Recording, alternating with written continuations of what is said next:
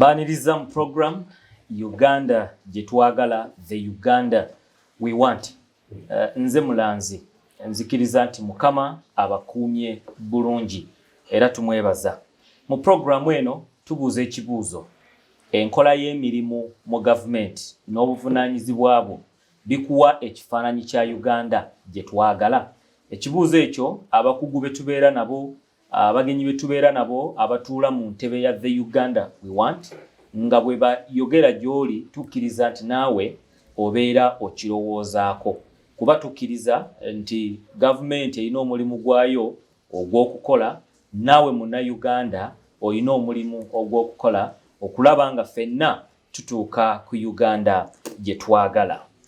Today we are privileged once again to host Apostle Charles Tumwine'S.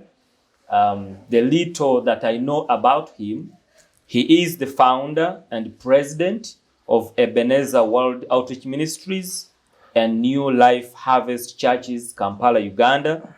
He was called of God at a very early age and responded to that calling at 18. Apostle Charles Tumwine'S humbly and submissively sat, learned, and served under the ministry of evangelist Robert Kayanja in his hometown. He is dedicated to equipping the saints for the work of ministry.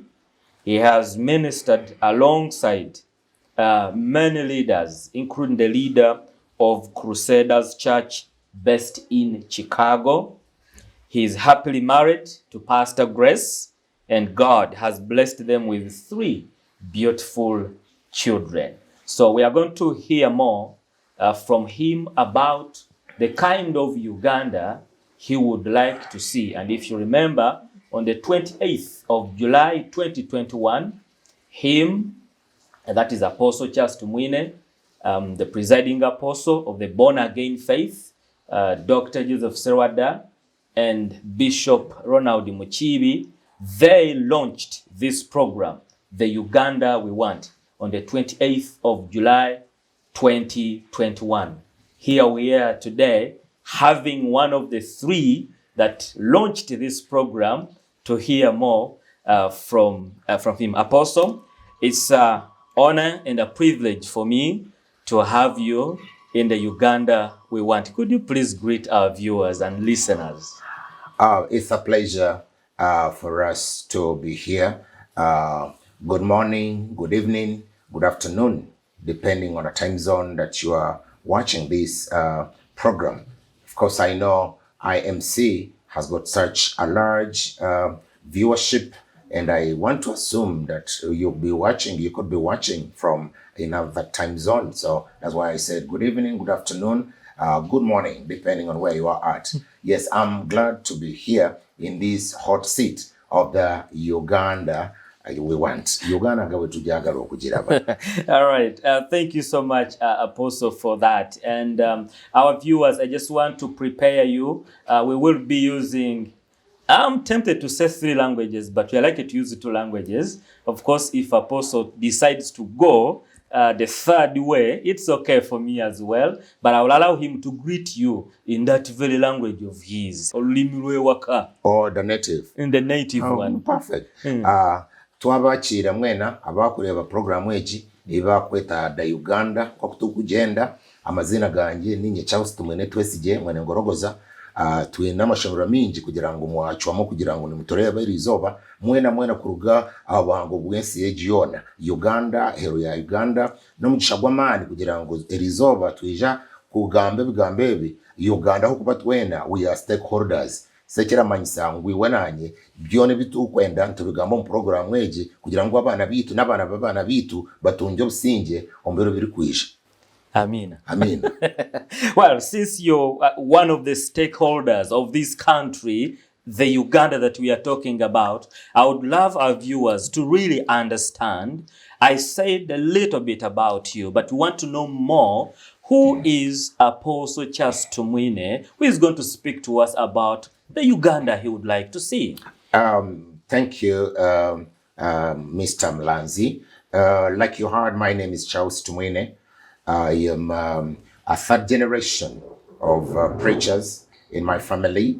I am a descendant of the late Bishop Festo Chivenjere, that famous Anglican bishop that was here in Uganda during the time of the late Janani Luumo, the late Misairi Kauma, etc.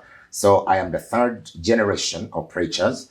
I am born to a Christian family. I am the last born out of 5 children born to my daddy and my mama. Charles Tumwine is a scholar, who loves to study and to read.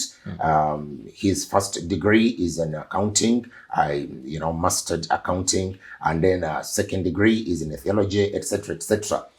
Charles Tumwine is a father, like you heard at the beginning, raising 3 teenagers. Actually, 2 of them are already out of the university. One is a lawyer, one is a financial person, analyst. And then the last one, the third born, is still pursuing her second degree as a forensic psychologist in the United States of America.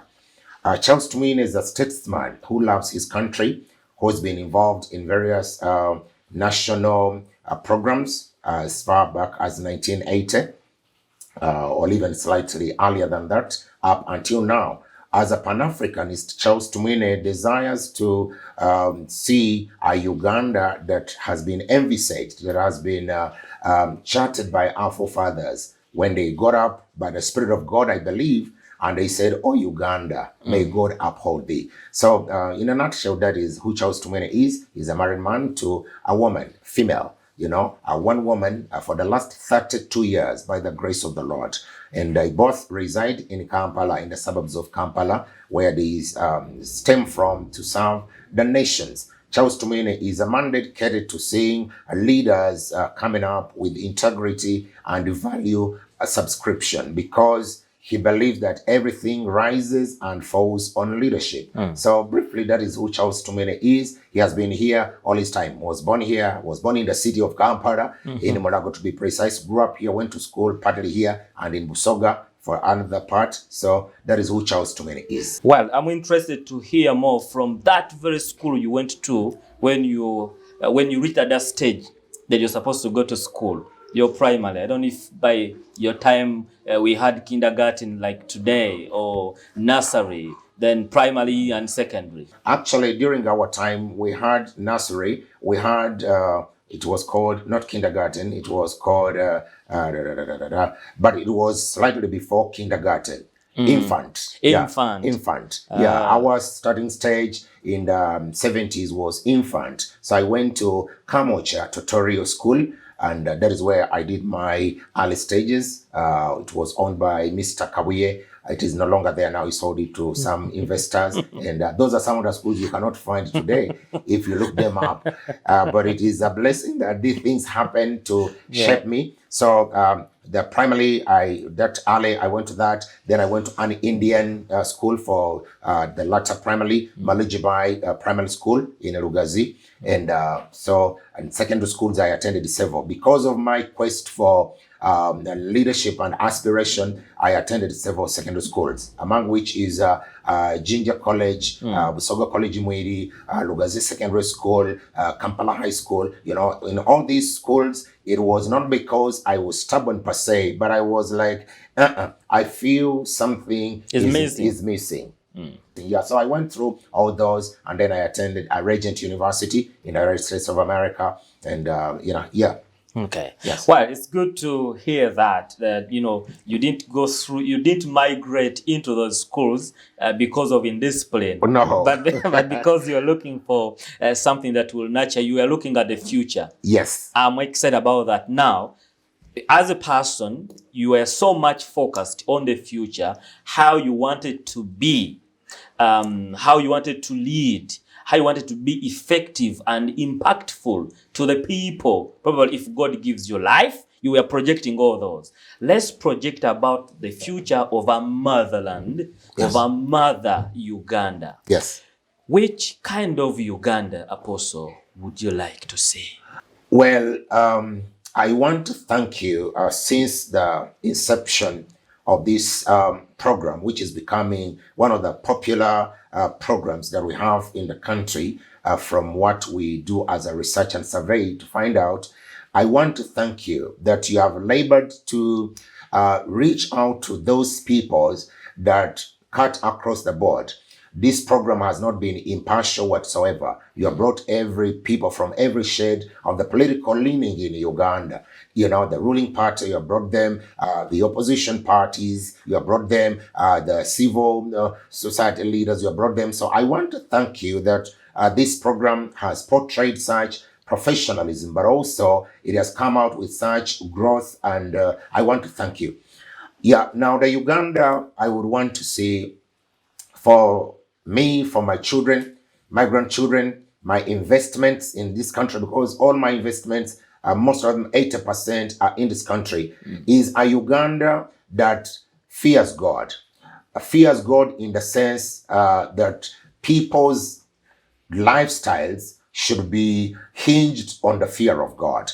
Of course, I know it is practically impossible for any population to absolutely 100%. Even those nations that we think are purely this, purely that, are not that. I know for sure that is a truth. But I would want to see a Uganda where the morals, the morality of the people is with such carefulness, with conscience, that as a Ugandan, that as Ugandans, this is what we've been known for all the years. Being hospitable, being people that are welcoming, being people that, mind their business, being people that are welcoming. So I would want to see a Uganda where the fear of God is given a place, that God is given a priority.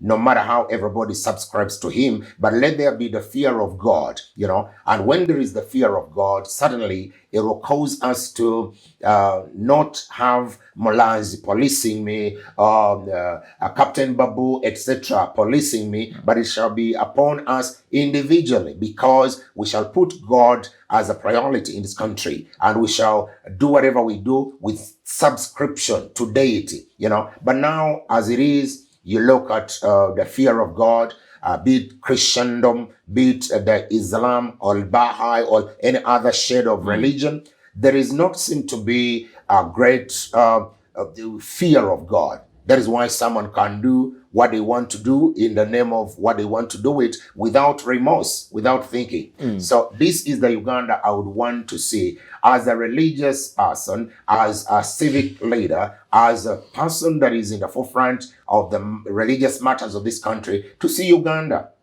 that at parade in the 70s, we used to pray at a parade. We used to sing the national anthem, and then we sing the song, the school anthem, and then we pray. The head teacher will be there, the teachers will be there, and then you go to class after praying. But today it is no longer there. Of course, it may seem like that is an image, which is purely an image, but it makes sense because I grew up knowing that I cannot start my day without God. Without God, yes. Without God. And as a result, it shaped me, it shaped my life up until a time when I got to understand and to make a decision that now I want to accept the Lord as my Lord and Savior.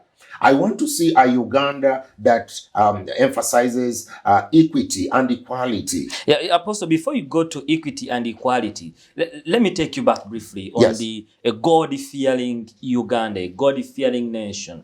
You say that in the 70s, we used, to behave as, as a nation that really fears God and is for God. Yes. What went wrong? You see, as nations are growing and as peoples are migrating, the rural urban migration, etc., there seems to be an infringement and an exchange. There seems to be an exchange of the cultural values. What went wrong is after the 70s, towards the 80s, we began to, because of the pressures and the political atmosphere that was prevalent and the economic space that people were scrambling for, and the migrating from one sphere to another, people began to be like, it is about me and my family. I no longer care about what I do to my neighbor. As long as me and my children are good, I shall continue to be good. So what went wrong is people began to slide into a moral decay. because of what we went through politically, because of the 1972-73 economic emancipation by Idi Amin when he chased the Asians, etc. So people began to take on a skin which was, I don't care. You know, I'll do it my way as long as I do it well. And subsequently, people began to get stronger and tougher and to master the trade. Today, someone can tell you, I don't know how I got here. I don't know. But here I am. But here I am. You heard the other day someone was saying, I don't know how the iron sheets got into my compound. But somehow I found the iron sheets. You know, bundles of iron sheets, and I'm wondering how did they come and here? They are still there. If you want to see them, just come. Just come. I can take you. You never called the police. You never made a statement. You never did nothing. That I see some strange objects in my compound, but iron sheets are there. Yeah. So that is a moral decay, and that is how we began to slide into oblivion, into where we are at. You know, the moment we left God and we began to think, my stomach is my God. My children and next of kin is my God. My people is my God. That is when we began to lose it up until this point. Should we say that because when you dig deeper into our constitution, you cannot see that direct enforcement of a God-fearing nation right from our constitution? Should we say, Apostle, that even that one has led us to drift away from, you know, standing and speaking as someone who is really for God? But then that is a given. It is not directly enshrined in our constitution. But you begin to wonder and ask yourself a question. What had happened earlier? Because growing up as a young boy, staying in Ichisasi, going to school in Kamocha, moving in the streets of Kampala with my parents, attending the Full Gospel Church in Makerere, there was morality. And this is the same constitution, the 1962 constitution, later on the 1995 amendments, and all the above. What had gone wrong when we had morals? The constitution had been the same, but still people had morality. Meaning it may not necessarily be the constitution, but it has to be with individual person. Mr. Mlanzi and our wonderful viewers, the change we want to see begins with us. It begins with the individual person. For instance, I'll tell you, as I'm driving in the streets, as I'm driving in the roads and the byways, I don't litter. I can never drop not even a piece of paper out of my vehicle. I drop it in my car. You know, nobody told me that, but morality and morals and values tell me, he said, no, you shall get to destination Z or W and you shall trash. Don't throw it through the window. So it's not, maybe it is in the constitution, you know, the act of, you know, and all the above. But my point is, it may not truly be in the constitution, religion and God per se, because Uganda is a secular state, but previously, at independence, throughout that entire process and years subsequent, we feared God regardless. We respected the peoples. We valued life. We valued creation. We respected what was in place, the infrastructure. Nobody could cut a forest. Nobody could cut trees just like that. The trees belonged to you as an individual, but they were state property. You know, we could not destroy nature. And even if without nobody read law to us, but we were compliant. We were complying to that. I think the constitution as a paper, as a guiding law, as a guiding tool may not alone necessarily be the answer. The answer would be individual, that we come to ourselves like the prodigal son. And you say, but I think I must not make my Uganda to be the way it must not be. I should put Uganda to be on top, like it has always been on top for all the years. I think it starts with me. I will not litter. I will not tramp on the green. I will not trespass. I will not destroy the government infrastructure, because this is my property as a taxpayer. I will not do damage to that because it is mine. It may not be mine in writing, but this is mine. It's my hospital. Mulago is my hospital. I make it to be. The police is my people. So I think that is where the greatest challenge is. Yeah, Apostle, yes, I agree with what you're saying 100%. But Apostle, look here, we are in the country where people that you're saying we should be responsible, you know, in the way we behave, in the way we do our things for our country. But Apostle, the truth of the matter is, we are not doing what you're saying. It seems people are not responsible. We are irresponsible. How can we correct that? That should be my question, because if you give us, you as the leader, if you plainly and boldly speak to the country, probably one or two might change, and that if they change, we will achieve the Uganda we want. Yeah, like I said, one of my models, Martin Luther King Jr., he said many years ago, from the streets of Atlanta throughout North America, and then he would speak repeatedly and say, I have a dream that one day black and white will sit together. I have a dream that one day our children will go to the white schools without nobody restricting them. So I believe the change, the Uganda we want to see cannot be reinforced by the law, because we have laws which have been violated. We have laws, clear laws, good laws in Uganda which have been abused. We have laws which have been put on shelf. We have laws which have not been enacted for the last 40 years. So I think the Uganda we need must be a mindset thing. We should get to a level as Ugandans to have a mindset change, to begin thinking and say, I am here. If I'm here for the next 30 or 40 years, if I'm able to live up to 99 like Apostle Charles's father who is still alive and thinking and right in the mind, what is the Uganda that I should see? Because we need to begin sowing seeds, and it begins with the mindset, the mentality. We begin to look and say, I think we cannot continue the way we have been. We cannot wait for the police to come and tell me not to stand and destroy the skip, the rubbish pit, skip, which is imbued in the street. I cannot destroy the lighting system because where is the law? Let the police come. No, we must get to a point of a mindset change. And we say, we want Uganda. Now, imagine people talk about Singapore. And when they talk about Singapore, they bring Uganda in relation. And you hear such talk and say, 40 years ago, Uganda and Singapore were at the same level, on the same page.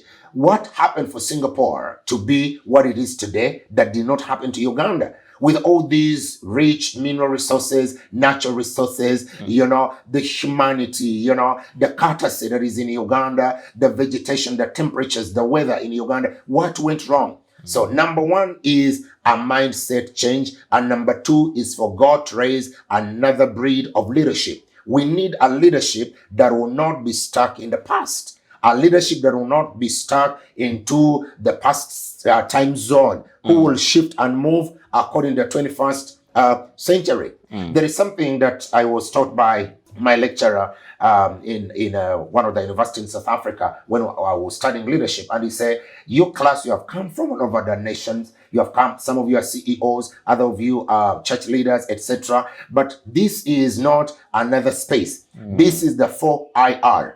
For a moment, well, I say, sir, what is 4IR? He said, Fourth Industrial Revolution. So he began to take us through all the revolutions we have gone, the industrial, the agricultural, the fire, the Stone Age, and then he said, this 4IR is for a people that are shifted. We need to be shifted in order to have an impact. So, Mr. Mlanz and all of you, our viewers, what we need is to pray to God for a new breed of leadership, and also for individual persons to come to ourselves and allow, in whichever way you believe, according to your faith, to have a mindset change. That we should not look at Uganda as a failing state, as a failing entity, as a failing regime, as a failing peoples, known for corruption. We were known for HIV.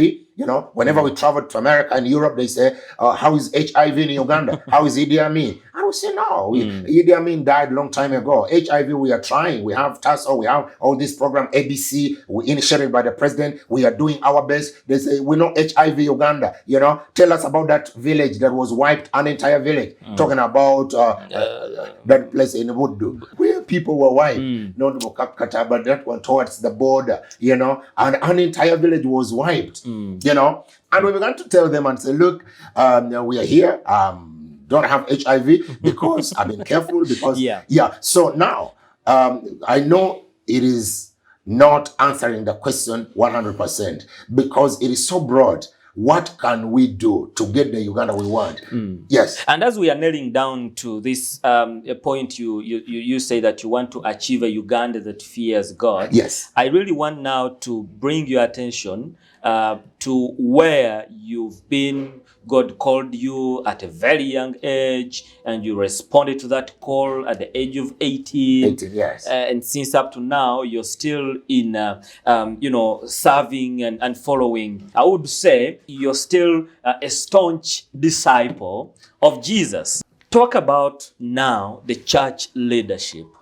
Are you satisfied the way the church leadership is doing playing its role in the country? And is there anything that you see they as well have to change in order to achieve the kind of Uganda you want to see that fears God? My faith has doctrinal observations, and my faith has principles of living. I am a Christian. I am Pentecostal. My master, the apostle, Jesus Christ, taught and said, "For you are the light of the world." And he went further and said, "For you are the salt of the earth. When the salt loses its savor, what shall men season it with?" I am not impressed by the church leadership in Uganda at all. Having grown up in a missionary church, the Full Gospel Church, which came here in 1959, 60, 61, what I see today is pathetic. The church leadership today is pathetic because I see a lot of compromise. There's been a lot of compromise with the church leadership.